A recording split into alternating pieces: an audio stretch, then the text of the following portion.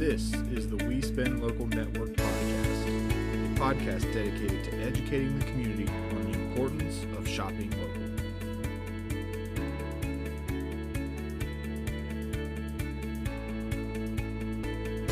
All right, well, welcome back to the We Spend Local Network podcast. My name is Adam Moore. I'm joined today by Pat Thackery and Patsy Thackery, owners of Cafe Paradiso. How you doing today, guys? We're doing great. Busy weekend, so we just had to recover on Sunday. Hey, that's what Sundays are made for. Those are your That's right. That's one of the reasons we aren't open on Sunday. We need it after a Friday and a Saturday. I bet. Yeah, I'm sure you guys are super busy. Leave that up to the young folks. Right. So, hey, I appreciate you coming on with me today. Obviously, you know, you're well known around the community. You've got a great restaurant there at Cafe Paradiso, downtown Urbana. If anybody hasn't checked it out, I would highly recommend it. Before we get into learning a little bit more about you guys, about the cafe, I wanted to talk a little bit about, you know, the crazy year that 2020 was. Obviously, you guys operating a restaurant in a pandemic year, a COVID pandemic year. What was that like for you? How did you guys have to adapt and change your business in order to get through 2020? Well, we had to completely redo our business model, which was quite a challenge. Of course, our major business model is to provide hospitality to the community, with a nice restaurant. But what we had to change is we hadn't done the takeout early on. It was mostly dine-in hospitality. And so the first week that the restaurants got closed, we tried to do the takeout and it was just a disaster. So we weren't ready to do it. So we had to redesign the business, keeping in mind that our main focus is hospitality. So we closed for about 2 months on our own, decided not to do anything except redesign our hospitality. And we called it dine at home instead of takeout because we wanted to continue the hospitality into people's homes. So we went through and repackaged and we changed menus around to things that would travel well and still be the quality that we wanted when they got it home. We renamed it, dine at home instead of takeout. It sounds a little bit more formal. Take it home, sit at the dining room table and have it like a meal you would have here. So that was one of our main challenges. We had to retrain our employees.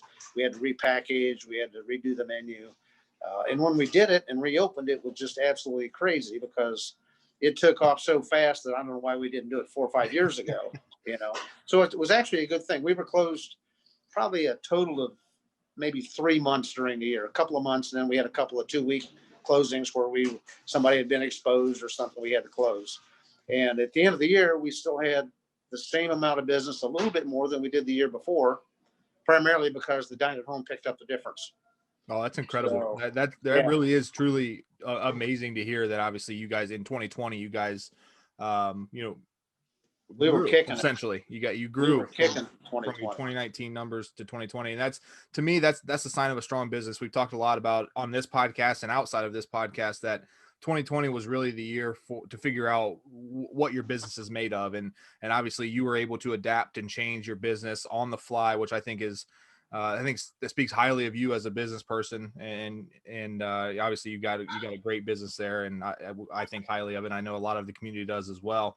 How long has the cafe been open? It'll be 15 years in June. 15 years in June. That's 15 incredible. years in June. It seems like it was just last week.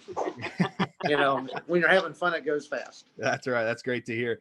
What made you guys want to get into the restaurant business?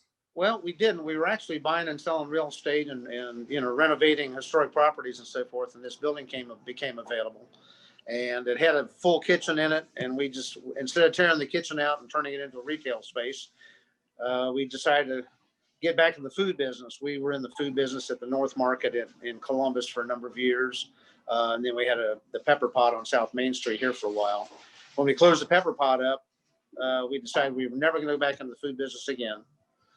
But when we bought the building to renovate it, it already had a kitchen in it. And we looked at each other and said, no, we don't want to do this. And we ended up doing it anyway. I thought he was kidding, and I didn't say no fast enough. But now I'm happy we did do it. So. And the reason we did Italian is that there wasn't an Italian place around. Italian is always a good cuisine to market and sell. It's absolutely fabulous food. We didn't know anything about Italian food. Obviously, we knew about food, but not necessarily that cuisine. So we hired a very talented chef starting out that knew the Italian food and learned as fast as we could. And she taught us a lot early on. So, and then you just continue to research, listen to the customers, do the right thing, provide hospitality ultimately, and just have good food to go with it. So that's kind of how we got into the Italian food business. That's kind of how we got into this restaurant. It wasn't planned ahead until after we already owned the building. Oh, that's Now, a cool it's interesting because this has been a restaurant location for over 100 years. And when we were first thinking Italian, we went to Johnny Carmazzi, being from an Italian family, and we said, Johnny, we're looking for a name, good Italian name, help us out. He said, stick with tradition. He says it's always has always had the name Paradise somewhere in the name. Paradise Diner, Paradise Cafe, Paradise Lunch. And he said, so stick with tradition and call it Cafe Paradiso. And that's where the name came from. Yeah, so that was Johnny's call. That's really cool. I didn't know the backstory of the name, and that's really cool that you guys did that. You mentioned obviously the core principle of the business is having great food. You guys have great food, in my opinion. My favorite dish, every time I come there for lunch, probably a couple of times a month, I always get a cheese pizza. You guys won the award for best pizza in Champaign County. Tell me a little bit about that award, how that came to be. And then I want to hear more about how you guys got into the pizza game and what do you guys do differently that sets you guys apart? Well, we didn't know that we were competing for pizza. We were just doing pizza the best we could. We were doing some special seasonings, some sauces and things, and just coming up with some creative pizzas that we liked. Some of our pizzas are named after customers that suggested a specific pizza. We've got Sally's Pizza, we've got Bill's Pizza, and each one is kind of crafted after what they liked. But what we do is we've got a really good pizza crust dough that we proof and have it all ready to go. You've got to have a really hot oven. You put the ingredients on it at the right time. You season it properly. And we were just going on about our own business. And then we were notified that we won the best in Champaign County. We didn't even know there was a competition. So apparently customers were the ones that reported it. But right now, pizzas are a real big part of our business. We quit doing pizzas at 4:00 because they take us a really hot oven. Okay. And after 4:00, we get into the dinner, which requires fish. We do trout and salmon and tilapia and so forth. And those have to go into an oven at a lot lower temperature. So because our kitchen's so small, we could only have one temperature at a time and not have to up it and down it so quickly. So we decided to not have the pizzas at night. Now that doesn't mean that if you come in at night and it's relatively slow and the chef has time to raise the pizza oven up and you ask, we might be able to do it, but it's just not on the regular dinner menu.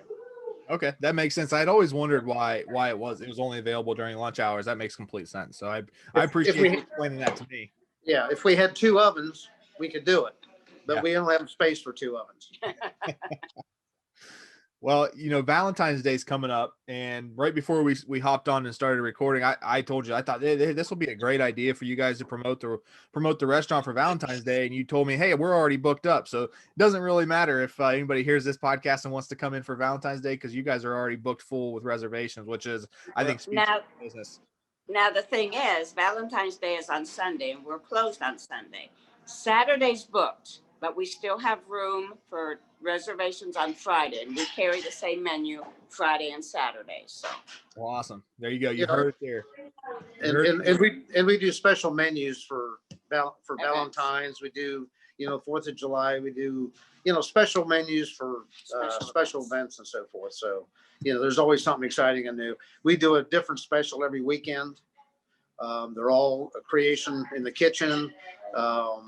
And about once a quarter, we'll change our menus and we'll take off items that don't sell very well. And we'll take our specials that have had the best result and put that on the menu. So we get a little bit of rotation in our menu and it always gets a little bit better. That's awesome. Earlier, you mentioned Mr. Carmazzi. Obviously, Carmazzi's is a well-known business in Urbana, long-standing business in Urbana.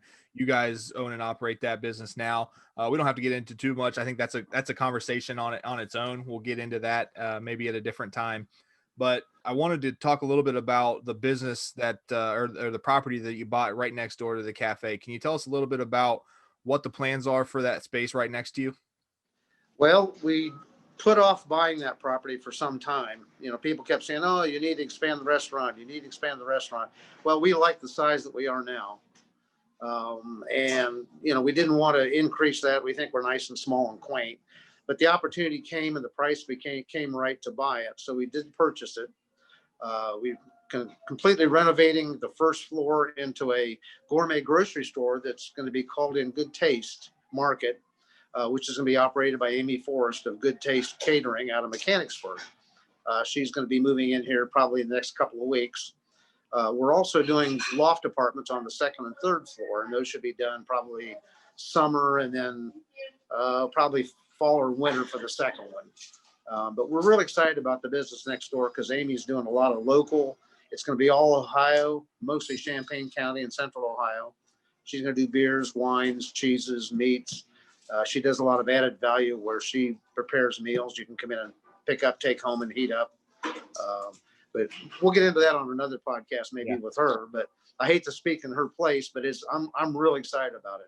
You might even be able to buy our marinara next door prepackaged, or some of our salad dressings and some things like that.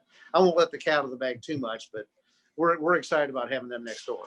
Yeah, no, I agree. We are. I mean, you told me about this back when it was in its infancy, and I agree. I think this is a great idea. I think it's something that's needed in the community.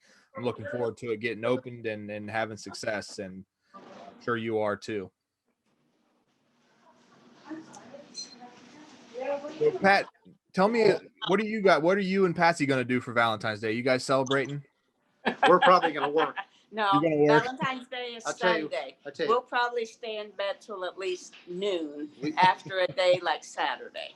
But you know, at our age, we've been married 37 years, and it's all been like Valentine's Day. So we're happy.